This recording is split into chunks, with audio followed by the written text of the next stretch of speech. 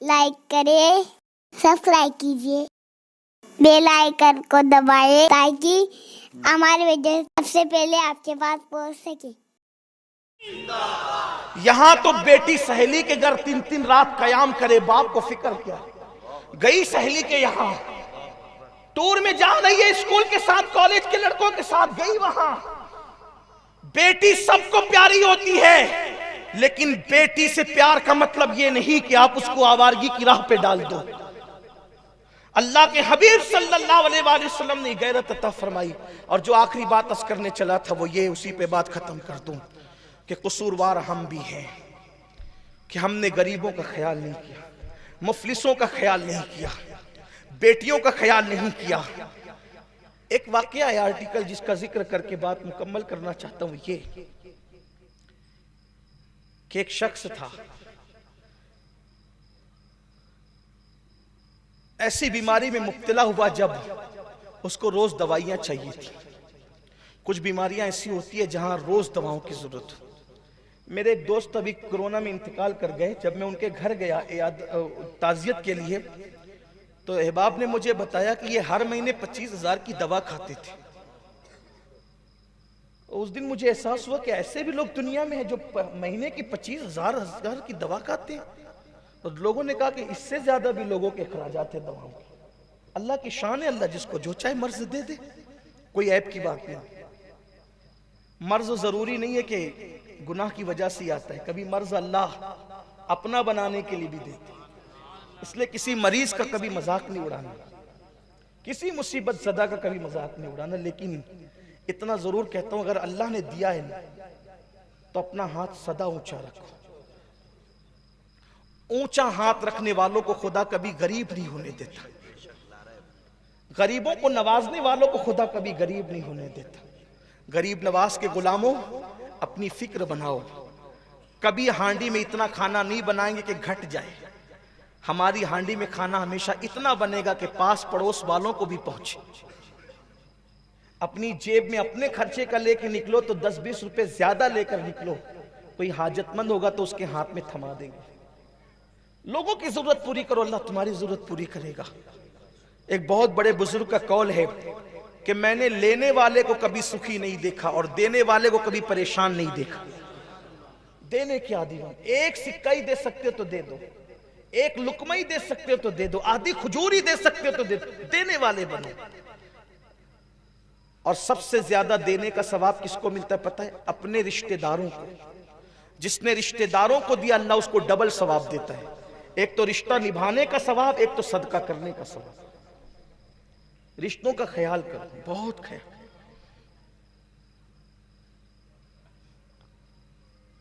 तुम ऐसे मर्ज में वो बंदा गिरफ्तार हुआ कि उसको रोज दवाइयां चाहिए। खुदा का करना, चंद दिनों के बाद बीवी भी मर्ज में गिरफ्तार हुई और 4 या 5 बेटियां थी, बेटा नहीं था। इसका मतलब आप समझ सकते हैं कि मसाइल क्या होंगे। बेटियां ही बेटियां सब जवान हो चुकी है, बेटा नहीं है घर के अंदर।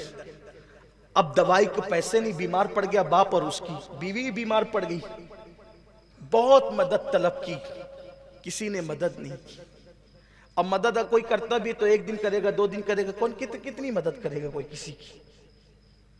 एक दिन उस लड़की ने, बहुत हसास थी, जवान बेटी ने यह फैसला किया, मेरे बाप की दवा के लिए चंदा मांगते हैं, मिलता नहीं, बहनों की शादी करनी है, कुछ कोई सांस लेने के लिए तैयार नहीं।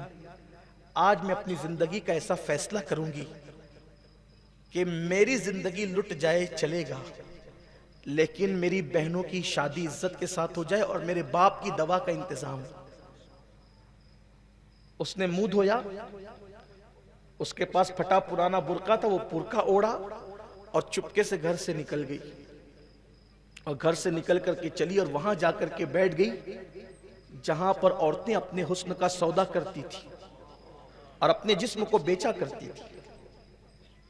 ये सारी चीजें यूं ही नहीं होती, मजबूरियां इंसान को इस तरीके के काम पे मुब्तला करती।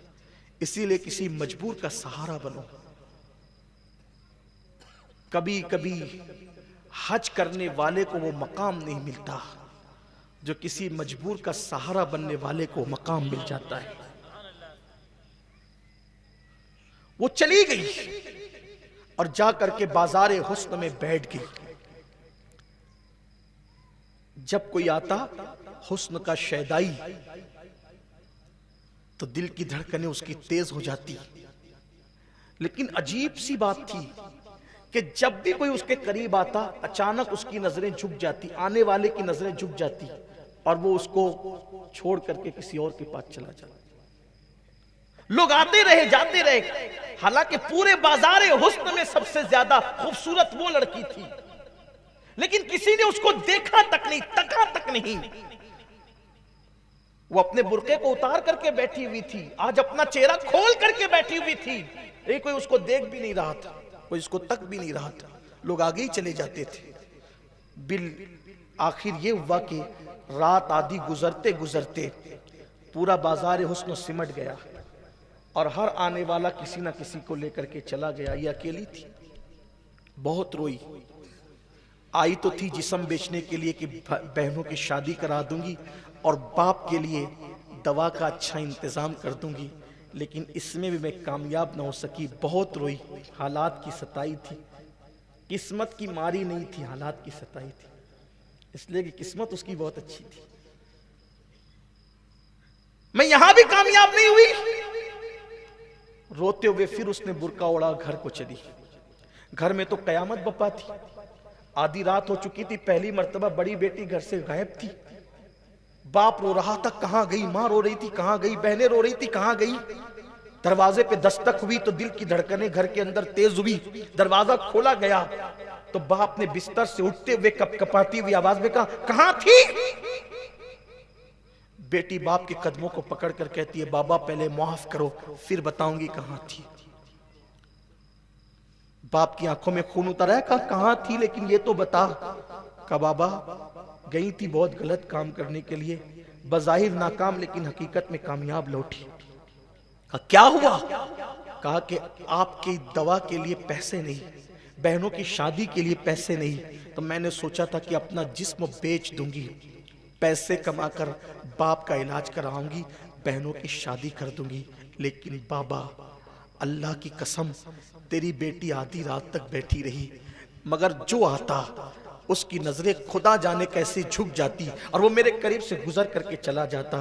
किसी ने मुझे देखा भी नहीं। उसके बाप ने अपनी बेटी को सीने से लगाते हुए कहा, बेटी अल्लाह की इज्जत की कसम, तू तो एक रात बैठी थी, अगर पूरी जिंदगी की रात भी तू वहां बैठती तो इंशाअल्लाह तुझे कोई कभी नहीं देखता। उसकी वजह यह है कि मुझे अपने नबी के फरमान पे यकीन है कि मेरे नबी ने फरमाया, कमा तदीन तुदान, तुम जैसा करोगे तुम्हारे साथ वैसा ही किया जाएगा। तेरे बाप ने कभी किसी औरत को पाप की नजर से नहीं देखा, जब तेरे बाप ने किसी को पाप की नजर से नहीं देखा तो मेरी बेटियों को पाप की नजर से कैसे देख सकता है? मेरी बेटी तुझे कोई कुछ नहीं कर सकता था, मुझे यकीन है। लेकिन यहाँ ये बात मैं कहना चाहता हूँ, इस तरह की कितनी बेटियां होगी है ना जो अपनी आबरू को बेच रही होगी, कितनी बेटियां होगी।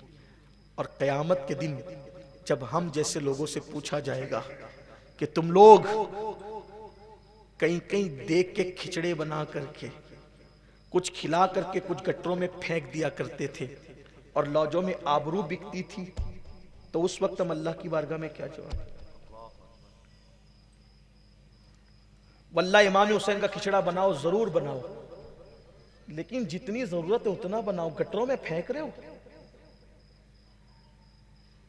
ये इतने महंगे महंगे हार जलसों में पहनाए जा रहे हैं, मुकर्रिर को 50 बार मना करने के बाद भी इन हारों को 2 सेकंड में पहन करके कौन से इंसान के दर्जे बुलंद होने वाले हैं? जब कौम की बेटियां लाजों में अपनी आबरू फरोख्त करें गुर्बत की वजह से, मैं कहता हूं क्या हम जलसों के अखराजात पे कंट्रोल नहीं कर सकते?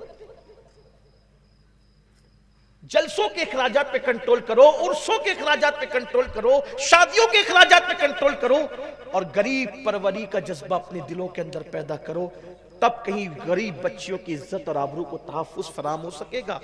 वरना कयामत के दिन अल्लाह की बारगाह में मुंह दिखाने के काबिल नहीं होंगे। गरीब नवाज है। गरीब नवाज के गुलामों, हम गरीब नवाज नहीं बन सकते, कम से कम गरीब ख्याल तो बनो। गरीब परवर तो बनो, गरीब का ख्याल करने वाले तो बनो। मैं अपने अल्लाह से दुआ करता हूँ कि अल्लाह हमें गरीबों का ख्याल करने की तौफीक अता फरमाए।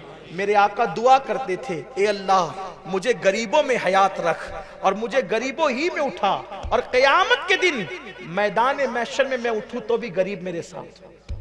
इसलिए हमें गरीबों का ख्याल करना होगा।